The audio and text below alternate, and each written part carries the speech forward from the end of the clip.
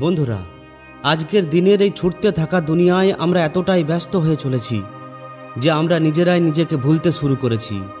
আমাদের মনের মধ্যে এত বিচার চলতে থাকে যে সেগুলো আমাদের শান্তিতে বসতেই দেয় না। যখনই কখনো একটু সময় পাই শান্তিতে বসার, তখনই আমাদের মস্তিষ্কে আবার নানা ধরনের বিচার উৎপন্ন হতে শুরু করে। এরপর আমরা এটা ভুলে যাই যে আমরা শান্তিতে বসে আছি কি না। অর্থাৎ আমাদের মস্তিষ্ক বিচারের মাধ্যমে এতটাই ভরে ওঠে যে সেগুলো আমাদের কখনোই শান্তিতে এক জায়গায় বসে থাকতে দেয় না। তাই আজকের এই ভিডিওটিতে আমরা নিজেদের মনের বিচারকে পরিষ্কার করে নিজের মস্তিষ্ককে কিভাবে শান্ত রাখা যায় এই ব্যাপারে বলতে চলেছি। বন্ধুরা, একবার এক গুরু এবং এক শিষ্য একটি নির্জন জঙ্গলের মধ্যে দিয়ে পেরিয়ে যাচ্ছিলেন।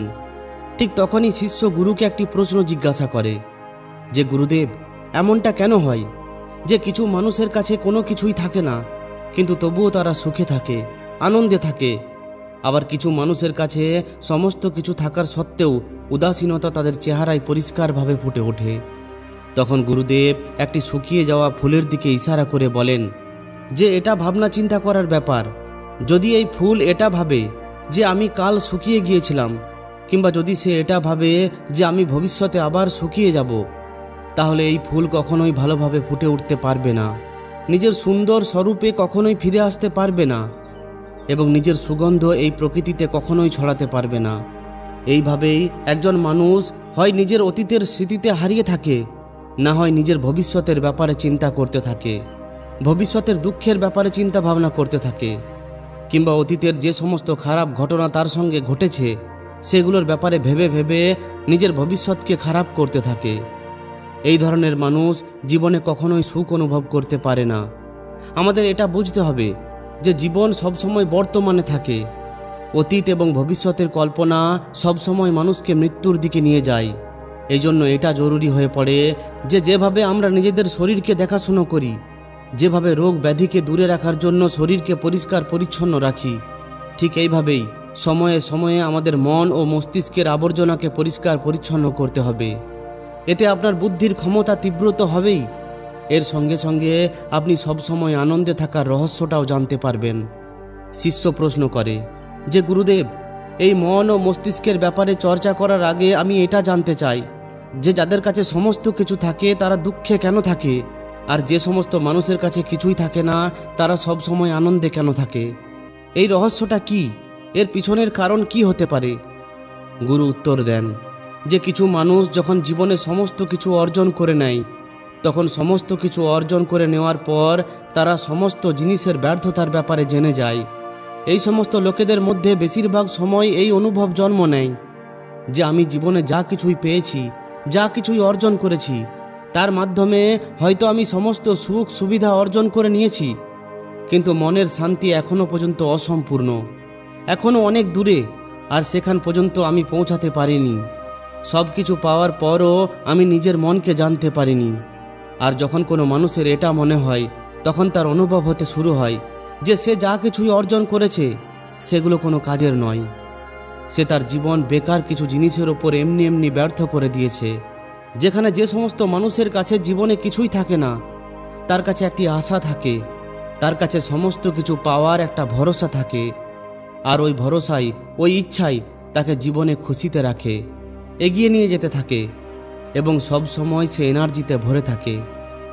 গুরু নিজের হাত দিয়ে একটি শুকনো গাছের দিকে ইশারা করে বলেন, হে শিষ্য, কখনো না কখনো এই গাছও সবুজে ভরেছিল, ফুলে ফলে ভরে উঠেছিল, নানা প্রকারের পক্ষী এর উপর আরাম করত।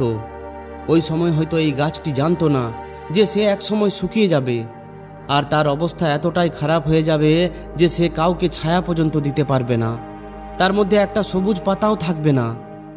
এইভাবেই মানুষ তার জীবনের প্রতিযোগিতায় এটা ভুলে যায় যে যে গতিতে সে সবসময় আগে এগিয়ে যাওয়ার চেষ্টা করছে তার সর্বশেষ চরণ হলো মৃত্যু। যদি একটু আলাদা হয়ে এটা দেখতে পেত যে এর অন্তিম চরণ তাকে কোথায় পৌঁছাবে, যে প্রতিযোগিতাকে সব থেকে প্রথমে জেতার সে স্বপ্ন দেখেছে তার সর্বশেষ চরণ হলো মৃত্যু, যদি সে তার সময়কে থামিয়ে এটা দেখতে পেত যে এই সমস্ত ঘটনাগুলির পরিণাম কি, সে তো অনেক কিছু একত্রিত করতে ব্যস্ত, কিন্তু একদিন ওই সমস্ত কিছু এখানেই থেকে যাবে।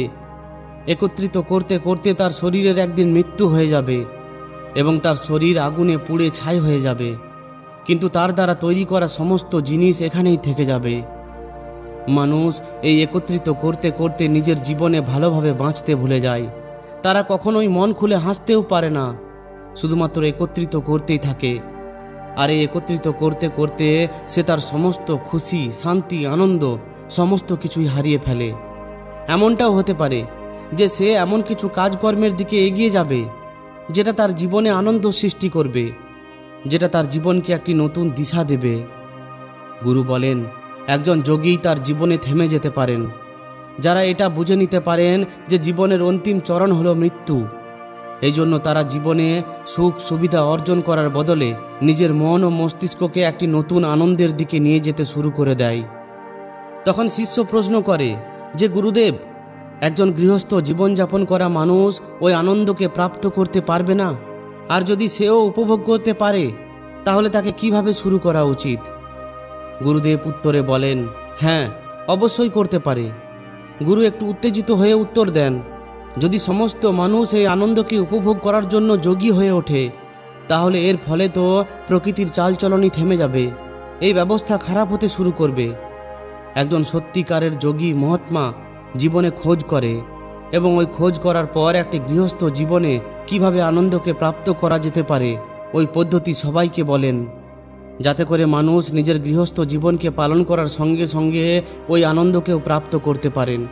গুরু ওই যুবককে সম্বোধন করে উত্তর দেন যে, আমি নিজের জীবনে যে খোঁজ করেছি ওই অনুসারে মানুষকে সময়ে সময়ে নিজের মন ও মস্তিষ্ককে পরিষ্কার পরিচ্ছন্ন করে চলা উচিত।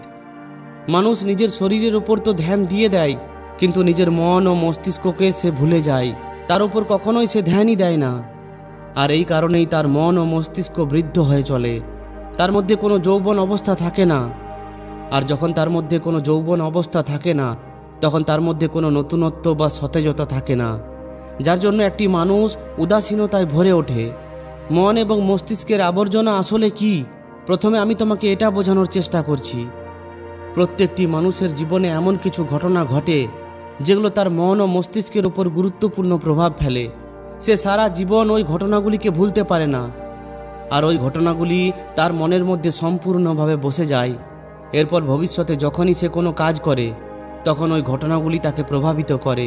এই ঘটনাগুলি তার বিচারকে, তার নির্ণয়কে সম্পূর্ণভাবে বদলে দেয়।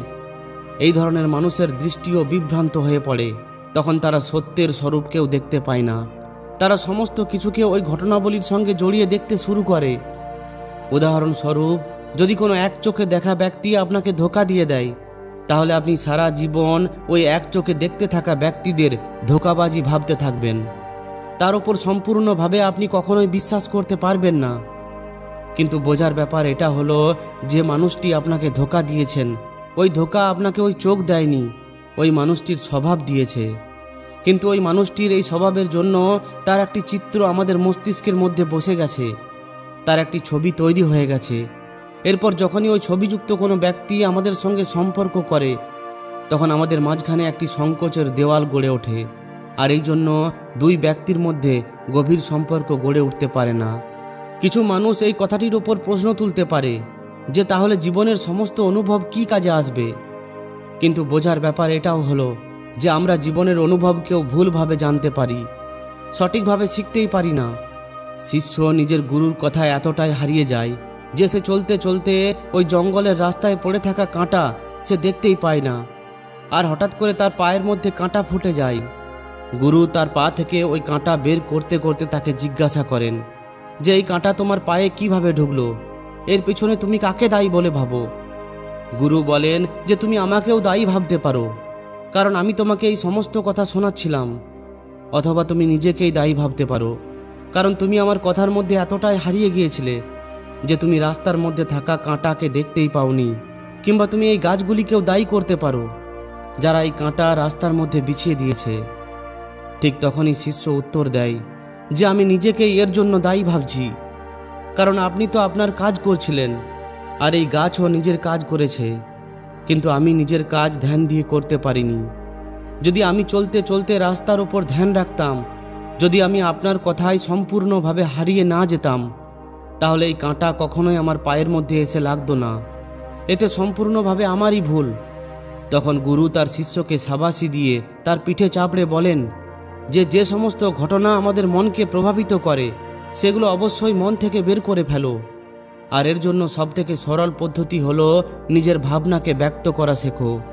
সেগুলোকে নিজের মনের মধ্যে, নিজের মস্তিষ্কের মধ্যে বসিয়ে ফেলো না। যখন তুমি অন্য কোনো ব্যক্তির সামনে নিজের ভাবনাকে ব্যক্ত করে ফেলো তখন তোমার মনের বোঝা হালকা হয়ে যায়। কিছু মানুষের এমন স্বভাব আছে যারা নিজেদের মনের কথা কাউকেই বলে না। এই ধরনের মানুষেরা বেশিরভাগ সময় ভেতরে ভেতরে দুঃখী হয়েই থাকে, কিন্তু সে তাদের মনের কথা অন্য কাউকে কখনোই বলে না। এর উল্টোটা কিছু মানুষ এমনও আছে যারা নিজেদের মনের মধ্যে কোনো কথাকে রাখতে পারে না। তাদের সঙ্গে ভালো বা মন্দ যা কিছুই হোক না কেন, তারা নিজেদের মনের কথা, নিজেদের ভাবনার কথা অন্যের সঙ্গে ব্যক্ত করে ফেলে। আর তুমি নিজেও এটা অনুভব করে থাকবে যে যে সমস্ত মানুষ নিজের মনের ভাবনা ব্যক্ত করে ফেলে তারাই জীবনে সবথেকে বেশি আনন্দিত থাকে। প্রাকৃতিক রূপে আসা ভাবনাকে কখনোই বাধা দেওয়া উচিত নয়, কিংবা আমাদের কোনো ভাবনাকেই দাবিয়ে দেওয়া উচিত নয়। যদি আমরা কোনো ভাবনাকে বাধা দেওয়ার চেষ্টা করি তাহলে সেটা আমাদের ভেতরে ভেতরে খেতে শুরু করে দেয়। গুরু বলেন, হে শিষ্য, যদি তোমার মন কোনো খারাপ ঘটনার উপর কাঁদতে চাইছে তাহলে চেঁচিয়ে চেঁচিয়ে কেঁদে ফেলো। নিজেকে বাধা দিও না, ওই ভাবনাকে সম্পূর্ণভাবে বাইরে বেরিয়ে আসতে দাও। আবার যদি অন্য কোনো ঘটনার জন্য তোমার মন খুশি হতে, আনন্দিত হতে চাইছে তাহলে আনন্দিত হয়ে নাচো, গাও, যাতে তুমি ওই ভাবনাকে সম্পূর্ণভাবে বাইরে বের করতে পারো। এরপর যখন ওই ভাবনা নিজের সম্পূর্ণ গতিতে বাইরে বেরিয়ে চলে আসে তখন তোমার মন ওই ঘটনাকে পিছনে ফেলে দেয় বা ভুলে যায়, অর্থাৎ তোমার মন ধীরে ধীরে হালকা হতে থাকে।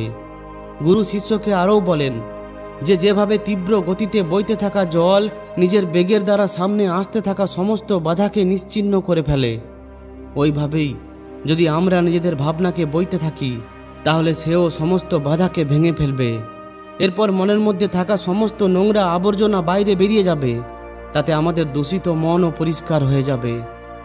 বেশিরভাগ সময় মানুষ নিজের মনের মধ্যে কোনো ঘটনাকে এই জন্য দাবিয়ে রাখে কারণ তারা ভাবে যে যদি সামনের ব্যক্তি এই ঘটনার ব্যাপারে জানতে পেরে যায় তাহলে সে কি ভাববে।